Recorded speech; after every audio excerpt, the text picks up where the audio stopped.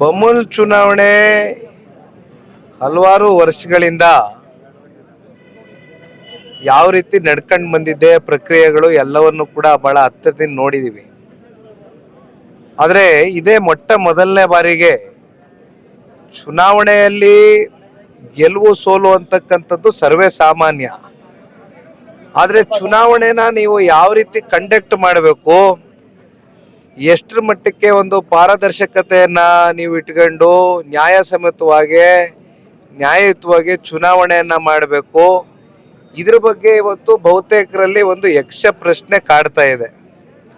ಅದರಲ್ಲೂ ಚನ್ನಪಟ್ಟಣಕ್ಕೆ ಸಂಬಂಧಪಟ್ಟಂತೆ ಇತ್ತೀಚೆಗಷ್ಟೇ ಕಳೆದ 2-3 ದಿನಗಳ ಹಿಂದೆ ನಮ್ಮ ರಾಮನಗರ ಇವತ್ತೇನೋ ಕೇಂದ್ರ ಕಚೇರಿ ಹತ್ರ ಒಂದು ಹೋರಾಟವನ್ನು ಕೈಗೊಂಡಿದ್ವಿ. ಇವತ್ತು ಅನಿವಾರ್ಯವಾಗಿ ಪ್ರತಿಯೊಬ್ಬರು ಕೂಡ ಬೀದಿಗೆ ಇಳಿದು ಹೋರಾಟ ಮಾಡಬೇಕಾಗಿರ್ತಕ್ಕಂಥ ಸಂದಿಗ್ಧ ವಾತಾವರಣ ಪರಿಸ್ಥಿತಿ ಸೃಷ್ಟಿ ಮಾಡಿದ್ದಾರೆ. ಅಂತಿಮವಾಗಿ ಹೋರಾಟವನ್ನ ಬಹಳ ಆರೋಗ್ಯಕರವಾಗಿ ಯಾವುದೇ ಸಂಘರ್ಷಕ್ಕೆ ಎಡೆ ಮಾಡಿಕೊಡ್ದಿರಾ ಬಹಳ ಗೌರವಯುತವಾಗಿ ನಡ್ಕೊಂಡು ಹೋರಾಟ ಮಾಡಿದ್ವು. ತದನಂತರ DC ಅವ್ರನ್ನ ಭೇಟಿ ಮಾಡಬೇಕಾಗಿತ್ತು. DC ಅವರು ಅಂದ್ರೆ ಡಿಸ್ಟ್ರಿಕ್ಟ್ ಹೆಡ್ ಅಂತಕ್ಕಂಥದ್ದು ನಾವೆಲ್ಲ ಭಾವಿಸಿದೀವಿ. ಅವ್ರಿಗೆ ಹೋಗಿ ಒಂದು ಮೆಮೊರಾಂಡಮ್ನ ಸಲ್ಲಿಸಿ ಬಂದಿದ್ದೇವೆ. ಯಾವ ರೀತಿ ಇಲ್ಲಿರ್ತಕ್ಕಂಥ ಯಾರು ವರ್ತನೆ ಮಾಡ್ತಾ ಇದ್ದಾನೆ ಅಂತಕ್ಕಂಥದ್ದು ಅದ್ರ ಬಗ್ಗೆ ಸಂಪೂರ್ಣ ಮಾಹಿತಿ DC ಅವ್ರಿಗೂ ಇದೆ, ಜಿಲ್ಲಾಡಳಿತಕ್ಕೂ ಇದೆ, ಜಿಲ್ಲಾಧಿಕಾರಿಗಳಿಗೂ ಇದೆ, ನಮಗೂ ಇದೆ. ಆದರೆ ಇದನ್ನ ಸರಿಪಡಿಸ್ತಕ್ಕಂಥ ನಿಟ್ಟಿನಲ್ಲಿ ಅವರು ತಗೊಳ್ಬೇಕಾಗಿರ್ತಕ್ಕಂಥ ಕ್ರಮಗಳು ಎಲ್ಲೋ ಒಂದ್ ಕಡೆ ನಾವು ಅಂದ್ಕೊಂಡ ಮಟ್ಟಕ್ಕೆ ಇವತ್ತು ಸ್ಪಂದನೆ ಸಿಗ್ತಾ ಇಲ್ಲ. ಅದಕ್ಕೆ ಬಹುಶಃ ಈ ಜಿಲ್ಲೆನಲ್ಲಿ ಇರ್ತಕ್ಕಂಥ ಅನೇಕ ಜನಪ್ರತಿನಿಧಿಗಳು ಇವತ್ತು ಪ್ರಭಾವಿಗಳು ಬಲಿಷ್ಠರು ಅವರೆಲ್ಲರ ಒಂದು ಒತ್ತಡಗಳು ಸಾಕಷ್ಟು ಇವತ್ತು ಇದೆ ಅಂತಕ್ಕಂಥದ್ದು ಬಹಳ ಸ್ಪಷ್ಟ ಇದೆ. ಆತ ಯಾರು ಈ ತಿಂಗಳು ಕೊನೆ ರಿಟೈರ್ಮೆಂಟ್ ಸ್ಟೇಜಿಗೆ ಬಂದಿದ್ದಾರೆ. ಈ ಹಿಂದೆಯೂ ಕೂಡ ಸಾಕಷ್ಟು ಆತನ ಮೇಲೆ ಲೋಕಾಯುಕ್ತ ತನಿಖೆ ಆಗ್ತಕ್ಕಂಥ ಮಟ್ಟಕ್ಕೂ ಕೂಡ ಸಾಕಷ್ಟು ಅವ್ಯವಹಾರಗಳು ಎಲ್ಲವೂ ಕೂಡ ಮಾಡಿರ್ತಕ್ಕಂಥದ್ದು ನಿದರ್ಶನಗಳು ಕಣ್ಮುಂದೆ ಇದೆ. ಆದರೆ ಇದು ಯಾವುದನ್ನು ಕೂಡ ಗಂಭೀರವಾಗಿ ಪರಿಗಣನೆಗೆ ತಗೊಳ್ತಕ್ಕಂಥ ಒಂದು ಕೆಲಸ ಜಿಲ್ಲಾಡಳಿತ ಮಾಡ್ತಾ ಇಲ್ಲ. ಇದು ಅತ್ಯಂತ ದುರಾದೃಷ್ಟಕರ ವಿಪರ್ಯಾಸ. ಚುನಾವಣೆಗಳು ಈ ರೀತಿ ನಡೀಕೂಡದು. ನೋಡಿ, ಇವತ್ತು ಚನ್ನಪಟ್ಟಣದಲ್ಲಿ ಜಯಮುತ್ತುರವರು 2 ಬಾರಿ ಈಗಾಗಲೇ ಆಯ್ಕೆಯಾಗಿದ್ದಾರೆ. ಎಲ್ಲೋ ಒಂದ್ ಕಡೆ ಅವರು ವ್ಯಕ್ತಿಗತವಾಗಿ ಅವರ ಒಂದು ವರ್ಚಸ್ಸು ಏನ್ ಕಾಪಾಡ್ಕೊಂಡು ಬಂದಿದ್ದಾರೆ. 3ನೇ ಚುನಾವಣೆಗೆ ಅವರು ಸ್ಪರ್ಧೆ ಮಾಡ್ತಾ ಇರ್ತಕ್ಕಂಥದ್ದು ಇವತ್ತು ಕಾಂಗ್ರೆಸ್ನವರ ಒಂದು ಮನಸ್ಸಿನಲ್ಲಿ ತಳಮಳ ಶುರು ಆಗಿದೆ. ಯಾವುದಾದ್ರೂ ಒಂದು ರೀತಿ ವಾಮ ಮಾರ್ಗವನ್ನ ಹಿಡಿದು ಜಯಮುತ್ತುರವರನ್ನ ಈ ಬಾರಿ ಮಣಿಸ್ಬೇಕು ಅಂತಕ್ಕಂಥದ್ದು ಅವರೇನು ಹೊರಟಿದ್ದಾರೆ. ಒಂದು ನಾನು ಬಹಳ ಸ್ಪಷ್ಟವಾಗಿ ಹೇಳ್ತೇನೆ, ಇವತ್ತು ಏನು ನಮ್ಮ ಚನ್ನಪಟ್ಟಣ ತಾಲೂಕಿನಲ್ಲಿ ಇವತ್ತು ಡೈರಿಯ ಎಲ್ಲ ಅಧ್ಯಕ್ಷರುಗಳು, ಕಾರ್ಯದರ್ಶಿಗಳು, ಸದಸ್ಯರು ಎಲ್ಲರೂ ಸೇರಿದ್ದೇವೆ.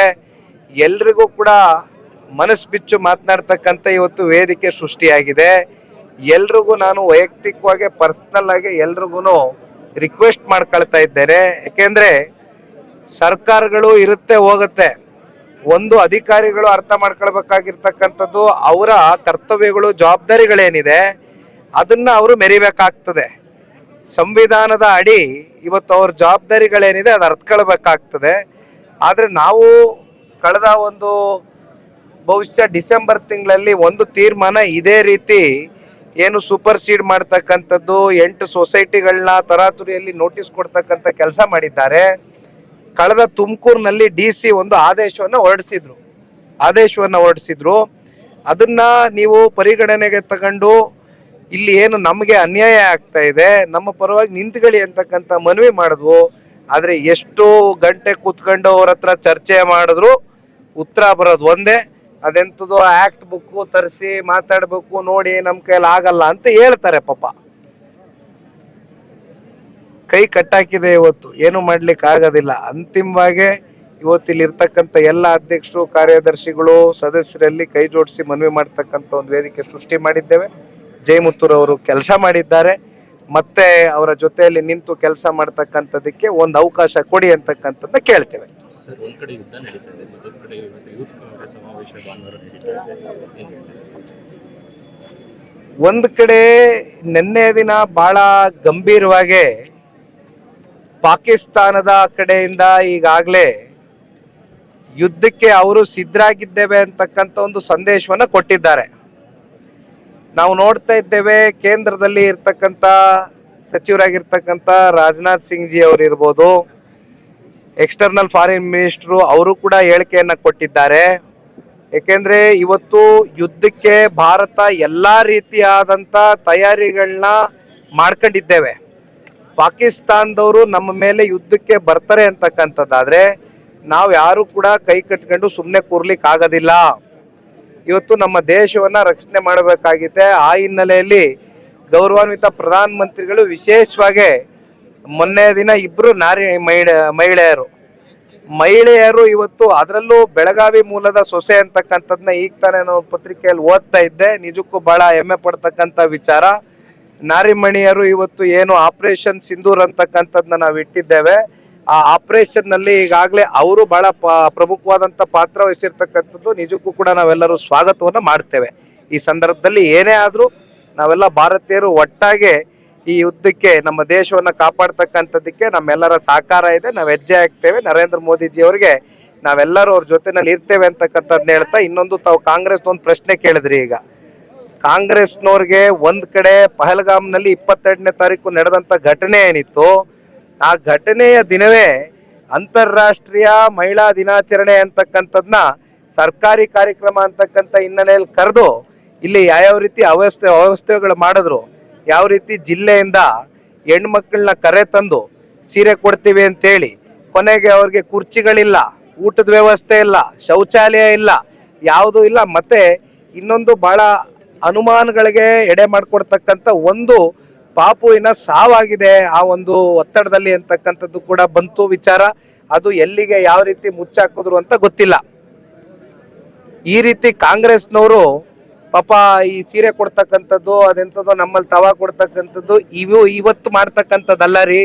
ಭಾರತೀಯರಾಗಿ ಇವತ್ತು ಪ್ರತಿಯೊಬ್ಬ ಪ್ರಜೆಗೂ ಕೂಡ ಪಕ್ಷಾತೀತವಾಗಿ ನಾನು ಹೇಳ್ತಾ ಇದ್ದೀನಿ, ಪಕ್ಷಾತೀತವಾಗಿ ನಾವು ಬೆಂಬಲಿಸಬೇಕಾಗಿದೆ. ಆದ್ರೆ ನೀವು ಇದೆಂಥದೋ ಈ ಶಾಂತಿ ವಾತಾವರಣ ಕ್ರಿಯೇಟ್ ಮಾಡಬೇಕು ಅಂತೀರಿ. ಯಾವ ಶಾಂತಿ ವಾತಾವರಣ ಕ್ರಿಯೇಟ್ ಮಾಡಬೇಕು? ನಿಮ್ಮನೆ ಮಕ್ಕಳಿಗೆ ಇವತ್ತೇನಾದ್ರು ನಿಮ್ಮ ಮನೆಯಲ್ಲಿ ಇರ್ತಕ್ಕಂಥ ಯಾರಾದ್ರೂ ಕುಟುಂಬಸ್ಥರಿಗೆ ಗನ್ ಪಾಯಿಂಟ್ ಅಲ್ಲಿ ಇಟ್ಬಿಟ್ಟು ಇವತ್ತೇನಾದ್ರು ಶೂಟ್ ಔಟ್ ಮಾಡಿದ್ರೆ ನೀವು ಮೂಲೆಯಲ್ಲಿ ಕೂತ್ಕೊತಾ ಇದ್ರಾ? ಈ ಸರ್ಕಾರ ನಡೆಸ್ತಕ್ಕಂಥ ಮಂತ್ರಿಗಳು